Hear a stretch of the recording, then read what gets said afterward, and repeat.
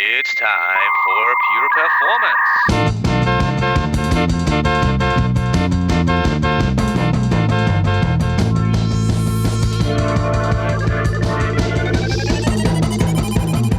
Get your stopwatches ready. It's time for Pure Performance with Andy Grabner and Brian Wilson.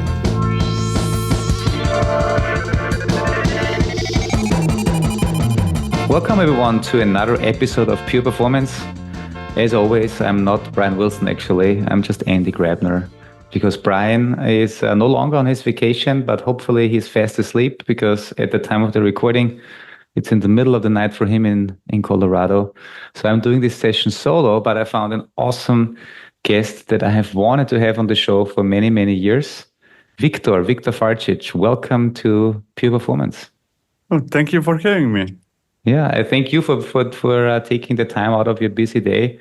Viktor, I know it's really hard to not see content of you when you look on YouTube and you search anything around DevOps, around Kubernetes, infrastructure as code, cross-plane is a big topic of yours, obviously. But can you quickly remind the listeners that may have not seen any of the content or have never heard about you, who you are, kind of a little bit of a background and what you do in your day-to-day life? So I'm officially a developer advocate at Upbound. Upbound is a company behind Crossplane. And on top of, I said intentionally officially because I tend to change what I do and what I'm interested in, like a kid that requires a new toy. Whomever has a 5-year-old knows this kind of, you give a toy and that toy is boring after an hour or something like that. That's me, right? I like playing with stuff and I like trying to figure out how those things, and just to be clear, I pick mostly randomly stuff or tools or platforms, right? No criteria at all. I just want to know what it does and I just want to know how I can plug it into something bigger into the system, right? And then those videos and many other things that I do, and everything I do is public, end up in some form or another, right? Lately, mostly YouTube videos. Yeah. So, folks, if you listen to this and you want to follow up with Viktor, either connect with him on LinkedIn or watch the YouTube video. All the links are in the description of the podcast, as always. Viktor, I've seen many of your presentations at different events. Recently, the KCD, so Cloud Native Days. The last one that I remember vividly was, I think, the best failing demo ever. This was in Zurich when you and Whitney were on stage and you were supposed to give a talk, kind of choose your own adventure, and then all of your demos failed. But I think it was still one of the best rated sessions because just the way you delivered it. Yeah, that was from the demo perspective, it was a disaster. When it's not that one thing failed, but a number of things failed. It was cascading effect. Nothing worked, but we recuperated from it and just turned it around and did it without the demo. People liked it, so it was fine. Yeah, and I really like the. I think in general the talk was interesting because you, as you said, you allowed people to pick one tool out of a category of tools for building, let's say, your platform on Kubernetes, whether it was around security, whether it was around infrastructure as code, whether it was around GitOps. And then because you looked into all these different tools, as you said, and then you were supposed to do kind of like an end-to-end demo, but you could just pick and choose whatever tool the audience wanted. So nevertheless, I had conversations with people before and still do, and very often they try to convince me that, hey, you should record your demos, right? You should just play it on a button or do some.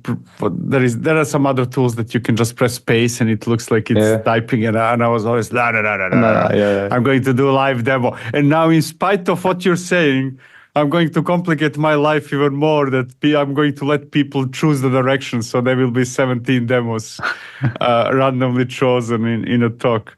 While I'm saying this, I realize that I'm probably some kind of masochist or something like that. Yeah, I mean, it's Yeah, whatever you want to call it, I still think keep doing what you're doing because it's educational, it's entertaining, so it's edutaining, as I like to call it. Hey, Victor, there's two topics that I would like to discuss with you today. Also, that you suggested, like one was around developer observability or observability for developers, because I know you told me that observability is not your, let's say, focus topic, but I'm pretty sure you have an opinion, or at least you see observability for developers from your lens. So that's topic number one. And topic number two, you said you are the DevRel for Upbound. You are promoting tools like Crossplane. So I see more and more of the people that I interact with also looking into tools like Crossplane for cloud native orchestration for infrastructure as code. And so I would touch base on these two topics with you today. Sounds good. Let's kick it off with developer observability. When I say developer observability or observability for developers, what does this mean for you? What are the key things that you see people are getting wrong or that they need to focus on? Let me backtrack for a second. I feel that we have two different types of needs in software industry, right? One is that you need tools and processes and what's not that are designed to cater the needs of you as a professional in some field, right? Like if you're a security professional, you have tools that are specialized in security. Mm-hmm. If you're a person, if you're actually in charge of production, you have specific tools to observe what's going on, get alerted, and so on and so forth. And that continues, right? That you can say that for every area of software industry, right? We have specialized tools for specialized tasks. But then we often have to perform tasks that are not necessarily our specialty, but we need to do it. Like, for example, if you're a Node.js developer, you are working on front-end application, you still need to, let's say, make it secure, right? And you still, hopefully, you should know how it performs, right? You should observe it, whether that's in production or somewhere else, but you should dive into observability, but that's not your main specialty. You don't know. You do not know even a fraction of what people specialized in it know, right? That's how I think of those things in general, and that includes observability. And from that perspective, I don't think that we can give the same tools or same processes or same information to both types of people, right? Whatever is good for, let's say, somebody in charge of managing production, observing things, whatever is good for that person is going to overwhelm the other, right? Because, you see 57,000 different metrics and you say, I have no idea what this is. I don't know what's happening. And the other way around. If a company makes a tool that is catering observability for Node.js developers, then those who really take it seriously, who are dedicated to it, are going to say this is not enough, right? So you either do not satisfy one group, or you need different types of tools. No, it doesn't have to be necessarily literally different type of tool, but it needs to look and feel different, right? What's behind the scenes? I don't think that's the subject here. And I think that's very, very hard. And I think that we are not even close to that, right? Because, hey, let me give you a simple example. We want to give developers access to logs, right?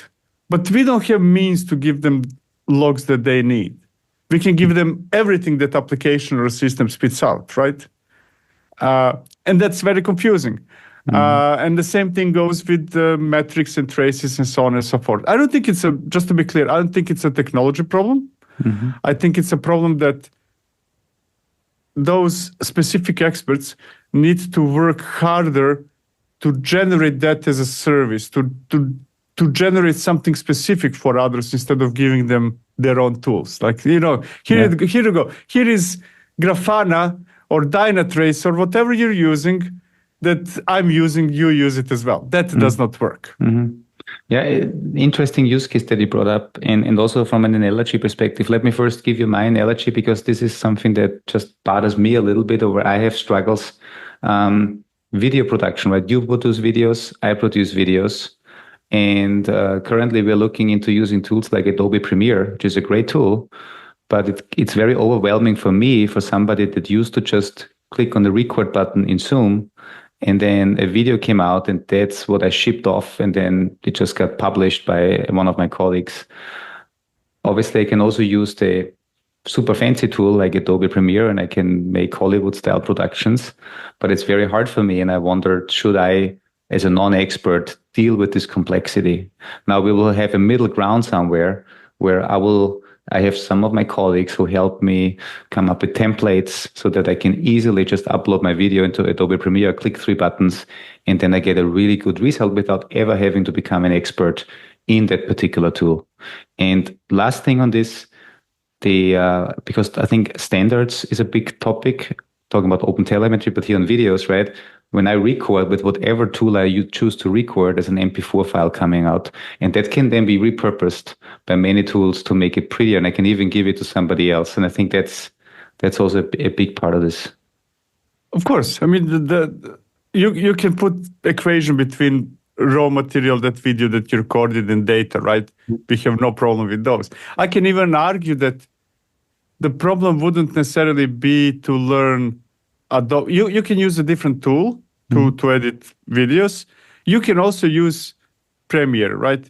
Premiere itself is not a problem. But if you take a Premiere project of somebody who is into it, you would see like there would be like 100 different layers on top of it, right? Then you would get even more lost, right? Yeah, true. Yeah. So you can probably learn, okay, so in Premiere, I'm not using Premiere myself. I use Final Cut Pro, but you can probably learn in an hour that, you need to cut. This is how you cut your video, and exactly. 2 more things and you're done. Yeah. Just never, ever, ever work on a project done by somebody else. Yeah. Then you're in a bad shape, I feel. Yeah. Coming back to the log example, because I think this is interesting, and interesting for 2 aspects. We're currently writing a book with 2 other authors on platform engineering, and one of the use cases is exactly the one that you said. I want to have a platform where I, as a development team, can say, I need the logs that are relevant for me, and I don't want to get everything else, And one of the ways we suggest to do this, when you ingest logs, giving enough context, like who am I, who do these logs belong to, and then you can provide automation that is then pushing relevant logs to the teams, into the tools where they are. Maybe creating a ticket in the ticketing system, maybe pushing it into the IDE or anywhere else. But you're completely right. This whole thing of we have everything, but if I give you everything, you're completely overwhelmed, because this is not what you normally do. And the question is, how can we automate that expertise to make it simple for people to get the data that they really need? I can illustrate the direction where I'm thinking. I feel that I can illustrate with Crossplane, which we'll talk about later, but now very quickly. A while ago, me and a few other folks started a conversation precisely on that issue. And the story is following, right? With Crossplane, just as with Terraform or Ansible, you can say, hey, I want to create, let's say, a Kubernetes cluster, and in AWS, and it would create EKS, node group, VPC, subnets, and so on and so forth, right? A single cluster would have, I don't know, like 20, 30, 40, 50 different resources, because that's all, when you do it seriously, you need all those things, right? And we want developers to be able to do that, and they just fill in a couple of fields, create a YAML of 10 lines. They don't deal with those thousands, tens of resources. They just say, I want a cluster, I want it in this zone, go, right? And that's great. So day 1 works, cool, checked. And then something goes wrong, and they would need to figure out, okay, so first of all, is it VPC? Is it subnets that is not working? Is it this? Is it that? And I have no idea what those things are. Mass majority of people have no idea how subnets work, and that's okay, right? And then we said, okay, but you can see the logs, and in case of crossplane Kubernetes events, and the answer is still the same. I wouldn't use this tool to have an easy way to create a Kubernetes cluster if I would know what all those things are. So the idea right now, and that's kind of in progress, is okay, how about if the person designing, we call it composition, the person designing that interface can decide what goes to developers and say, okay, you know what? If there is a problem with, I'm simplifying it now. If there is a problem with VPCs, just send back to the resource that created it, hey, contact Joe, right? Kind of like, this is a problem you cannot solve, right? And if the problem comes with from EKS itself, only show logs that contain this word, right? Or kind of somehow filter them and show a subset and so on and so forth, right? Somehow to make a decision of what matters to the user of that something and what is everything else, because I need everything, just to be clear. I need everything. You don't. Now, I'm not now trying to explain crossplay itself, but I feel that since many people are very much into building developer platforms of some form or another, that's a subject that we are not talking enough or working enough. How can we filter raw information and present it to others? So basically providing different layers of information. We have raw data, and out of that data, we're creating different layers of information for different use cases. And because we both like analogies, the analogy that comes to mind is if I drive my car, I get certain lights in my dashboard that indicate I need to do something. Tire pressure, gas. But if the engine light goes up red, I know I need to go to the next station, like to the next repair shop, because I cannot do this anymore. Exactly. There are things that you should know about because you can change a tire maybe, right? But you cannot fix the engine. The engine, yeah. So the tire would be, you need information exactly which exact tire to change. Kind of like you need details. Engine, just that light. Kind of. Yeah. You're not going to do it yourself. Go somewhere. Cool. Another analogy to me is that if you, AWS itself, let's say, right, or any cloud provider, you will see information and logs, but it doesn't necessarily look like that, but you will not see all the information, right? You will not know what's happening with hypervisors when you create EC2 instance, right? Because that's behind the scenes. That's AWS's problem. You're not going to bring a new server to fix your problem. You're not going to see it. They filtered it already. Yeah. Another thing on the developer observability, because for me it's a lot about, as you mentioned earlier, developer getting the right data that they need to understand what's happening without overwhelming them. I briefly mentioned OpenTelemetry as a standard. I think OpenTelemetry is a standard here to stay. I just in the previous episode that we talked with Hans Christian Flotten. He works as a platform engineer at the Norwegian government, and they are going all in on OpenTelemetry. And the reason, and this is actually an interesting thought that he brought up, he said, because I asked him, why do you go all in OpenTelemetry? And he said, one of the reasons is they want to provide stability to developers over many years, so that they always have the same framework of instrumenting code, and they don't have to change the instrumentation every 3 years when, let's say, a renew cycle comes up of their observability platform. And so at least on the instrumentation side, they can standardize on something. And in the backend, the platform engineering team can then decide, hey, we start with, do it yourself, right? Like everything open source, but maybe in the future they switch it out. But for the engineers, at least, they still have the same standard. And to your point, they may use tools like Jaeger to analyze individual traces, because that's catered to their view of what they need to see. Exactly. And that's the key, standardization, because you don't want to be afraid to build something, right? Because many of the companies are blocked by, hey, is this the right choice? Is this the wrong choice? What will happen tomorrow if I change the choice or what's not, right? And OpenTelemetry is, to me, it's in a similar level of why we like Kubernetes, which in my head is a similar thing. Kind of, we have a standard API. It's not about containers, it's about that API.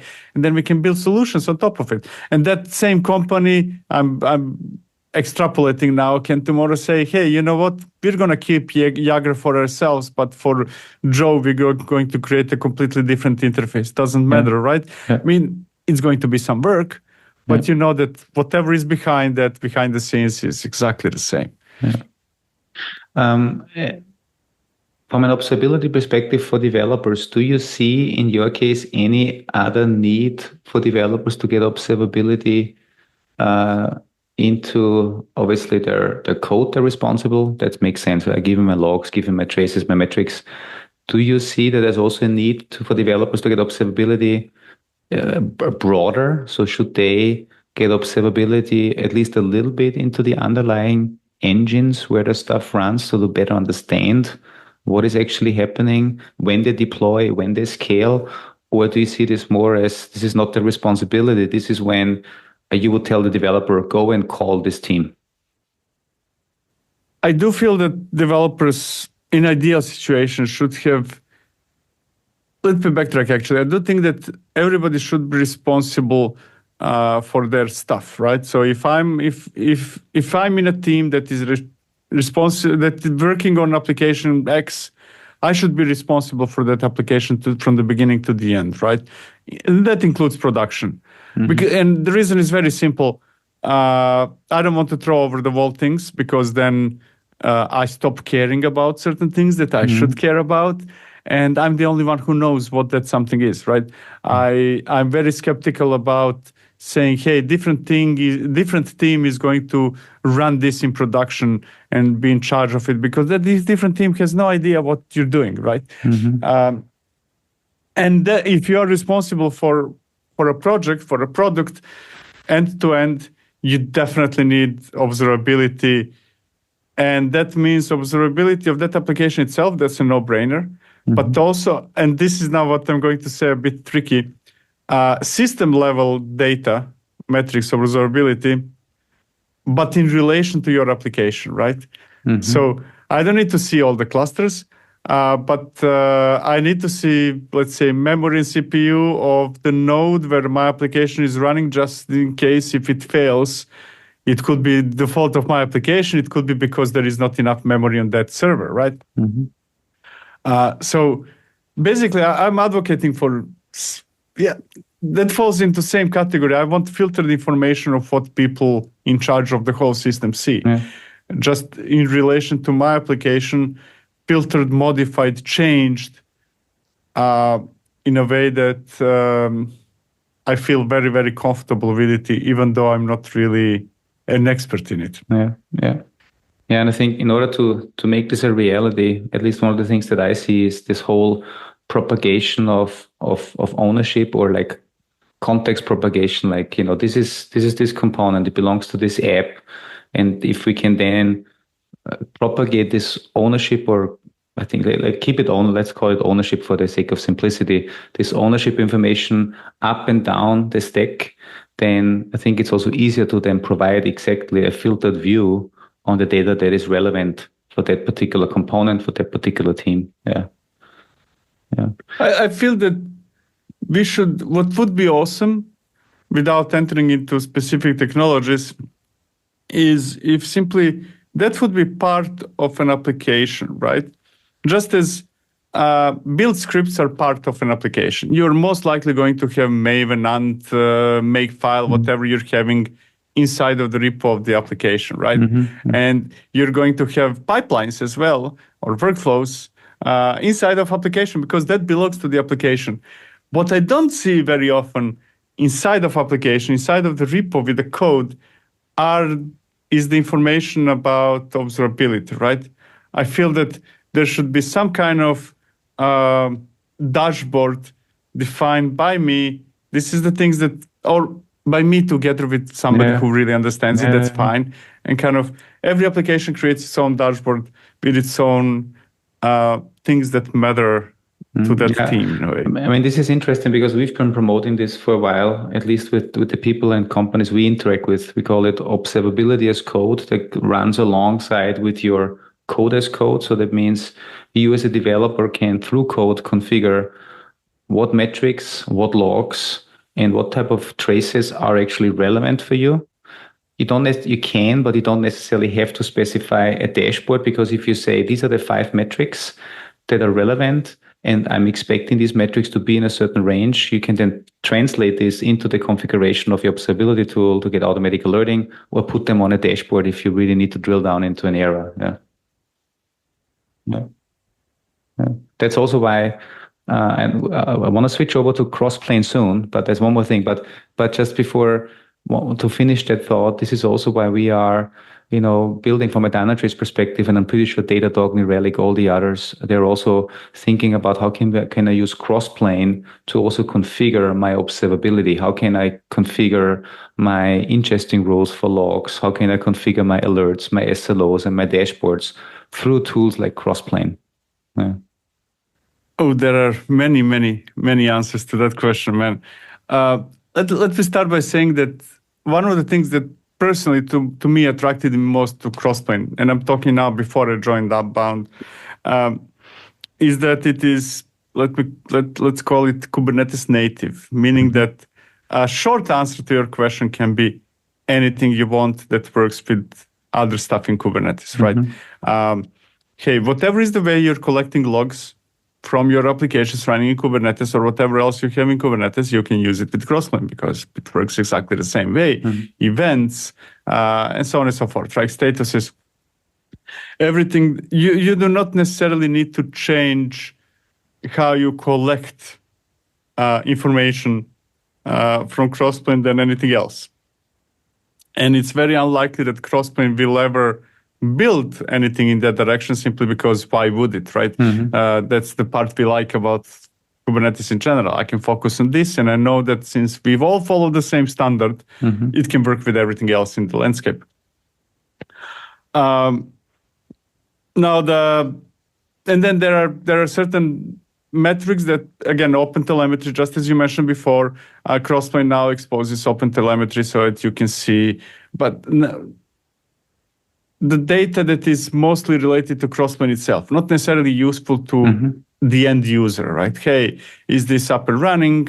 Crossplane itself, what is the frequency of this or that, and so on and so forth, right? Where we are missing, in my opinion, is that developer story. That's the story I mentioned before. Actually, there are a couple of them. How can we propagate information up the stack? Because the way Crossplane works is similar to, let's say, Kubernetes deployments, right? You don't create directly pods. When you work with Kubernetes, you create a deployment. The deployment creates a replica set. Replica sets manages pods. So there is a tree of resources flowing down. But what you see really in that example is that I created a deployment, right? And I'm not the Kubernetes ninja. And don't give me now, and this is now my complaint towards Kubernetes in general, just to be clear, nothing to do specifically to Crossplane, is I created the deployment. I'm not an expert in Kubernetes. And now you're telling me that I should look into pods. Kind of, what is that, right? That does not work well. And what I think that Kubernetes is missing, and Crossplane through it as well, is how we can move. Imagine all the logs and events you see in pods, if we could somehow propagate it up through the replica set, through a deployment. And that's I feel the big thing, because most Crossplane users use Crossplane in some kind of a platform, right? You have usually two personas. One is, I'm going to call that person service builder. I create a mechanism for you to be able to manage database, whatever the components are, and you have a consumer. That consumer is completely lost when things go wrong. When it works, brilliant. Just taking notes here, because I think that's an interesting. I remember my first experience when I deployed it at the deployment, and then I looked into Argo and I wonder, wow, that is a long tree of objects. I didn't even know what's happening behind the scenes. Like there's so many things happening just by doing a kubectl apply. And it's like, how is that possible? Exactly. Yeah. It's similar. And now think of it like with crossplane, that very often tends to be multiplied by 2, 5, 10, right? Because if in that Argo CD application, I'm assuming you saw some deployment, creates replica sets, pods, there was a service ingress, few other things. Yeah, exactly. Maybe 10. And in crossplane, that the number can easily from one resource come to 100, right? Yeah. Because and so a lot of basically, things needs to happen somewhere else. Yeah, coming back to your idea earlier with like the different layers of information, if I'm the consumer of the template, let's call it a template of an app, and the only thing I need to do is fill out 5 things. Let's say the name of the app, the region where it should run, and maybe 2 or 3 other things, and that's it. I deploy it, everything works, but all of a sudden, if things don't work, and I need to then figure out what does not work. And instead of having one instance, because the only thing I created is one, let's say, cross-plane instance of a composite. And now I see 50 different things. How should I know if I'm not the creator, if I'm not the architect of this template, where to look? And this comes back to your thing, having the different layers. For me, maybe as a developer on the top, it would say, orange, maybe this is something I can change because maybe I chose a wrong value for the region or a wrong sizing. I was in the wrong spec. But if it's something underneath that, let's say AWS couldn't provision certain things because your account ran out of, I don't know, IPs, then this is something I cannot fix. Right? Then, exactly. Yeah. Exactly. Maybe a good starting point, I feel, would be to think about that top-level interface. So let's say that you create some kind of interface that allows people to create applications, right? Without going into ingresses and services and gateways and what's not, right? And now you ask yourself, let's say that there are 2 scenarios. One is people want to be able to specify memory and CPU requests and limits, right? And then I would say probably a good starting point is to give people metrics about memory and CPU consumption, right? If they specify that they want 1 gigabyte of memory, it's probably very important information for that same person how much actual memory it is using right now. But let's say scenario 2, the developer says, you know what? I don't want to specify memory and CPU. I want your system to manage it somehow. It's not something I care about. It's not something I know. That person should not see those same metrics, right? Because if I said I don't want to deal with that, then what benefit I get from you giving me so that means the runtime information of the things that I don't want to know? So that's a great advice for people that building platforms. That means you will probably build templates for different personas and different needs. Obviously, I think building something that will cater all the needs will be tough, but you want to provide by talking with the different teams, what are their needs and what do they want? And then based on that, maybe provide a checkbox. Using, let's say, Backstage as an example, if that's your IDP, you may have a checkbox that says, my application is CPU bound or memory bound, and this is why this is very important for me. Here's some specs, and this also includes a dashboard and an alert based on this. Right? That's basically exactly what it is. Yeah. Cool. I had a different thought earlier on observability, which I now just remember, but as we are in the cross-plane topic, I will take this for the end. Cross-plane, for those folks that have not touched cross-plane yet, what do people need to know about cross-plane? And especially when they start using cross-plane, what mistakes should they not make? So let me start by saying that cross-plane is and now I'm underselling it just to be clear, but I think it's a potential solution only for people who are very comfortable with Kubernetes, right? Because there are so many things that are simply not even explained anywhere in crossplane. Crossplane assumes you understand Kubernetes, right? How to get, how to create things, how the tree of resources works, and so on and so forth. Now, there are 2 main components in crossplane, right? One is what we call managed resources. So let's say, and they come from providers. So let's say that you want to work with AWS, you install a provider, and when you take a look at what you have in that Kubernetes cluster, like kubectl get CRDs, you will see, I don't know, hundreds or thousands new resource types in your cluster that correspond with AWS. You would see EC2, VPC, just as you have deployment ingress and what's not. You extend Kubernetes API with custom resource definitions and controllers that match something that you want to manage somewhere, like AWS. That's one part. And now that was the important part that almost nobody uses directly, because you can indeed create EC2, VPC, and stuff like that, but you won't. The second part that is more important, at least in my head for Crossplane, is what we call compositions.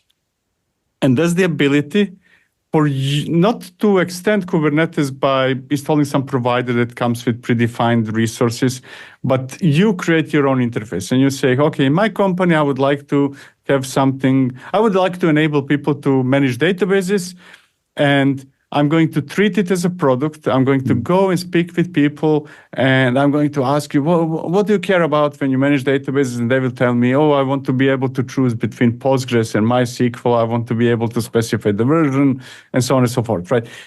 You figure out what is the product you want to build, what is the service you want to build.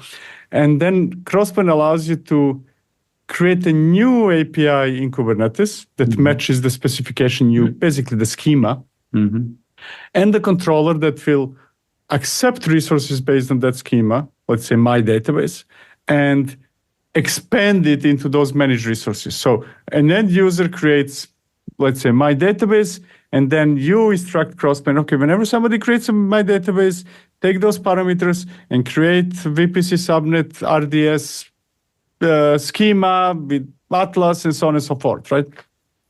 So it orchestrates. So imagine that you're designing equivalent of a deployment that will create replica set and pods. Yeah. And you're in control what the schema of that deployment will be. Yeah. Yeah, and when I saw compositions first, and I'm not sure who presented it, may have been you, but I think it was actually somebody else who was also really big on, I think it was Salaboy. I think he had it in his book. Yeah.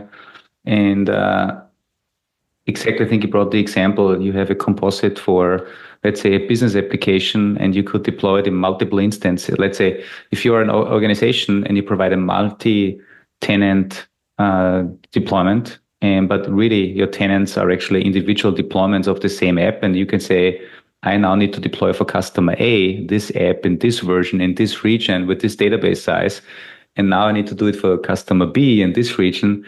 Then you could create a composite that basically does exactly what you said, right? It's provisioning the resources in the target region. Then there's certain services, maybe from AWS if you use their database services, and then whatever else needs to be done. But from a platform engineering perspective, the only thing I need to do in order to create one of these new app instances, I just specify a simple object that says region, name, size, boom, that's it. Exactly. And then there is it's going to sound strange, but I feel that the scope of Crossplane is smaller than other tools that manage resources. I'm intentionally saying resources instead of infrastructure because in my head it's blurred. I don't know anymore what is infrastructure, what is something else. Anyways, the scope is relatively smaller than other tools. But within the project, but then the scope of what you can do is wider than any other tool, which might sound strange, but that's going back to what I was explaining before about Kubernetes itself, right? Other tools will give you ways how to deal with logs. Crossplane doesn't. Other tools will give you ways how to do deployments of that something. Crossplane doesn't. But once you combine it with, let's say, CNCF ecosystem or Kubernetes ecosystem, then actually it explodes, right? Let's say you want to deploy it by pushing something to Git, aka GitOps, aka Argo CDs, Flux. Yeah, kind of just do it, right? Yeah. We are talking about observability, right? part of all, you would probably, among other things, could be collecting with Kubescape metrics, let's say, events of everything that is happening, storing it somewhere. Yeah, go ahead, right? Almost the scope of what you can do, and this is not cross-map specific, but anything else designed for Kubernetes is basically limited to the wider Kubernetes community itself, right? Yes. So from one of the use cases that I know we are using Crossplane internally, and I think I may have connected it with Bernd Farcic on our team, is using Crossplane to instantiate and manage Git repositories, GitHub repositories. So we have a Crossplane composite, right, that basically allows you to create these Git repositories just through a Kubernetes CID, which is very elegant. And oh yeah. And especially if you combine different things, right? Let's say you might want to create a Git repository and then apart from Git repository, create something, I don't know, in Google Cloud, right? And then apart from that, create maybe some schema with some other tool and so on and so forth. When you start combining different destinations, then it becomes really interesting. Yeah. So basically, and correct, and let me know what you think about this definition. Instead of me having to write an operator for my special database applications, I can basically use Crossplane as a declarative operator almost. It's in a declarative way, I can say, what do I want? And Crossplane becomes the operator that fulfills that promise of the operator. Exactly. It's from certain perspective, if you would remove all the infrastructure, resource management and stuff like that, you could define Crossplane as being, yet another tool to create Kubernetes operators. Yes. Cool. One more question on the provider. So you brought the example of you could import an AWS provider. Is there a concept in Crossplane if I'm cross cloud or cross provider? Let's say I have AWS, Google and Azure, and I can say I need a virtual machine, and then behind the scenes it figures it out what exact provider to use based obviously on some values and parameters. Yeah, I mean, as long as there is you can generate logic, yes, right? And that logic can be in many different forms, right? You can have different compositions, one for AWS, one for Google Cloud, one for Azure, which is boring. Or you can have logic inside the code. I'm going to call it code, even though it can be pure YAML, that says, hey, if this and then that and loop and this and what's not, right? Okay. And that's especially true since initially the whole idea about composition was to be purely declarative.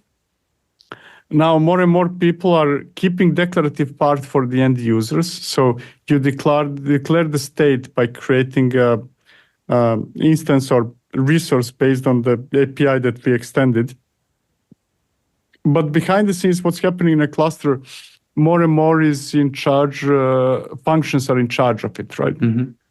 And with functions, you can essentially, now I'm talking about exclusively about the part happening inside the cluster, not what you see as the end user. You can theoretically at least say, hey, I want to define this in Python, right? And in Python, I'm going to have a logic that if person put a parameter this or that, I'm going to take a bit from Azure, and then if this or that, then I'm going to combine it with, basically you're in charge of defining how does user input translate into tangible resources. And those resources can be anything that can be somehow described through Kubernetes. Cool. Because I thought, I was actually going into a different direction. I wondered if you had like a class model where there's like an instance type of, let's say, a virtual machine, and derived from it, there's an EC2, and there's like an Azure equivalent and a Google equivalent. So basically, they're all kind of like have the same base class. I was just wondering if that's how it works or not. Oh yeah, if maybe what I'm going to say is again me misunderstanding, so correct me on that one. But when you create what we call configuration, you have different like I have configuration for Kubernetes clusters, and then over there I have, let's say, different logic or instances that, hey, if the user, you specify, you want a Kubernetes cluster, you specify, let's say, the Kubernetes version, and you put a label AWS, right? And then it will be in AWS, and exactly the same definition, but you just change it to Azure, or whatever the logic is. It will happen in Azure, and then hybrid, and then it will happen in both, and things like that. But it truly depends on you as the builder in a way, right? Crossplane does not come with opinionated, predefined anything. Okay. That was my question. If there might be like an object model or a class model already, and then if I am a vendor, if I am a provider, I can say I am a specialized instance of a cluster or a virtual machine or a database. There are things like that in the marketplace. So you can go and find what you're just mentioning from AWS itself. I think that they have a couple of their own configurations, for example. But usually people take those things as a starting point rather than solutions, because the goal for majority of users of Crossplane is not to use something built by somebody else, but to create something that is specifically tailored to whatever your needs are, right? So usually you would take those, let me call them blueprints, right? I just invented the name, as blueprints rather than the end solutions, even though they are end solutions, right? You can just run it as is. So let's say that would be a difference between, let's say, EKS Cattle, right? Which is great, but highly opinionated. But then if you needed to go outside of that, then you would need to be able to change the behavior itself. Cool. So, Viktor, on the Crossplane topic, I think there's a lot of material out there. Obviously, folks, we will link to Crossplane, Crossplane.io, I guess is the landing page. Then from there, you'll find everything on GitHub. I assume, Viktor, you also have a lot of material on your YouTube channel. I would assume. If you go to the channel, which is at DevOps Toolkit, I probably created one or two. If you go to playlists, you will see Crossplane or something like that. Actually, there is this is completely free, not selling anything. I created maybe half a year ago, a tutorial. So you can there are like 6-7 videos, something like that. That you can just go as if from scratch to everything, right? Perfect. Yeah, folks. So we'll link into the DevOps Toolkit, which is now actually a good segue into my last question. That was the one I had before. We started the podcast with observability for developers. How about observability for DevOps? Because obviously DevOps Toolkit, right? Your big channel.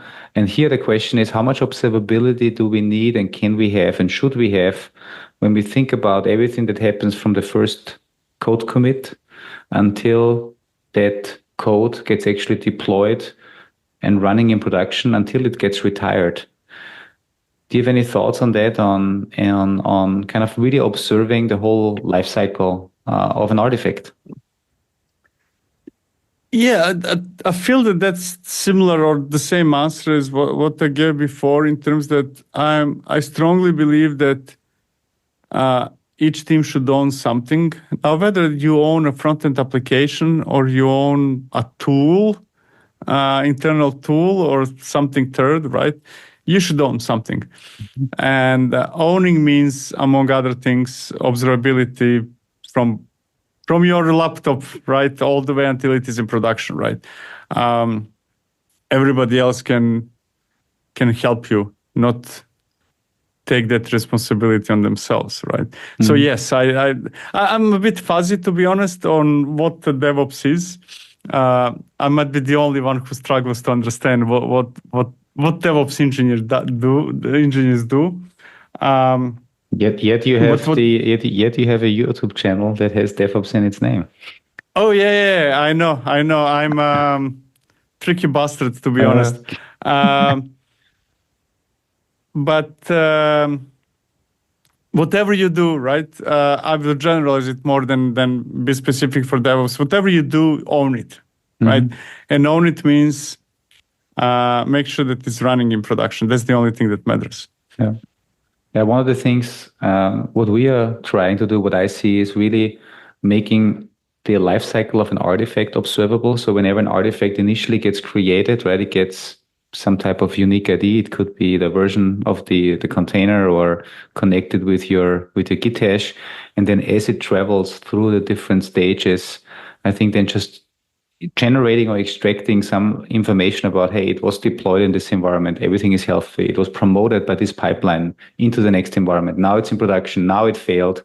So I think this is something also that I know the CDF was promoting their CD events, like using continuous delivery events, and we also internally at Dynatrace we've kind of latched onto that standard, but extended it a little bit and promoting it back, because we think continuous delivery is only one part. You want to also have the whole life cycle of the artifact extended until the product is eventually retired, and that includes every operational aspect until it gets replaced or retired for whatever reason. So yeah, 100%. I mean, if you know, if that artifact you're measuring, if that's your product, let's say, right, then yeah, you're responsible for it, and you need to see how it goes through all those phases and so on and so forth. So big yes. Yeah, and also like with the car analogy we had earlier, things like monitoring how often does a particular type of car have to go to the shop because, let's say, there's certain things that happen, right? I think this is actually interesting. Like the analogies are always great to use. So hey, if I'm an automaker and I see that the latest version of this particular car is coming in 50 times more often into the shop than the previous version, then there's obviously something wrong. And then we need to figure out what is wrong. And so it's, in the end, it's engineering what we do. And engineers, we need facts to make better decisions. And yeah. And there are different, I'm going to stick with car analogy, right? There are different levels of what you might be producing, right? You might be making cars, and then everything you just said is 100% correct. But you might also be a tire company, right? You might be making only tires, and you're still responsible to ensure that, hey, less than, 0.01% of tires break within first 3 years. Well, I'm inventing the rules. I don't know what the rules for tires are, but you're still responsible for them, right? You're the one who is going to ensure that the quality of those things is whatever we agreed, right? So that doesn't have what I'm trying to say, and I think that I'm going back to your when you mentioned artifacts, right? It could be a car, or it could be only a tire. Yeah. I don't know what you're making, but whatever you're making, you're responsible for it. Yeah. Like any application, an application is not a single pot. It consists of many different individual pieces that come from different producers potentially, right? And the whole thing is the one that needs to work reliably and secure. And yeah, cool. Hey, Viktor, thank you so much for the time. As I said, we will link to your YouTube, to Crossplane. Thanks for your insights on. I really liked in the initial discussion we had around that different people have different needs to look at the data. So like if we have, from an observability perspective, all the data, then we need to provide different layers and different views, because everyone has a different need. You don't want to overwhelm people. Yes, developers are responsible for observability, but that doesn't mean they live and breathe observability like somebody does in production. Therefore, they maybe need a different tool, or at least a different view on that data to not overwhelm them and just make them productive. Yeah. And I feel that, and what I'm going to say, correct me at any moment, because I'm talking completely something silly. With observability, it's much more likely that you don't need to change the tool than with other tools. And the reason why I'm saying that is that observability is mostly read-only, right? So you're not performing actions. You're not doing much operations from observability, because if you do, then it would be more likely that you really need a different tool, right? Because the tool to perform your day-to-day is much harder to make work for all. Observability, I don't see a good reason why you wouldn't use, let's say, dashboards, right? Whatever you're using. There is no need to change the technology, right? You just need a different dashboard. You don't need to change the tool itself. Yeah. But you're right. You're right in a way. On the other side, observability vendors are now speaking from a vendor's perspective. And I think, again, this is true for us, for Datadog, New Relic, and everybody out there. We are not just read-only dashboard generators, but most people use observability these days, or especially for the analytics piece. And every vendor tries to have a unique angle on how we analyze the data and provide value. And so for just the observability piece, I think you're right. We can easily rip out one tool and put in another tool, especially with standards like OpenTelemetry or Prometheus or logs in general, right? It's easy to then just send the data to some other endpoint, where it becomes a little more tricky if you're using kind of like the additional things on top of an observability platform. A lot of the platforms also like ours, we now provide automation workflows that can trigger on an anomaly, and you can create actions like remediation actions. There it becomes a little harder because a company makes obviously an investment, and then you would need to rebuild this. But the rest, I completely agree with you. Yeah. But maybe I misunderstood. I wanted to say that for observability, there is less reasons to use different tools for different. Okay. Yeah, I mean, less reasons maybe, but it's also, I think there are changes that are happening. If you would only see the read-only aspect of observability, right? Because if I look at a Grafana dashboard with 5 metrics, or if I use a Dynatrace dashboard and I'm only using the dashboard, then I can use either tool, right? Yeah.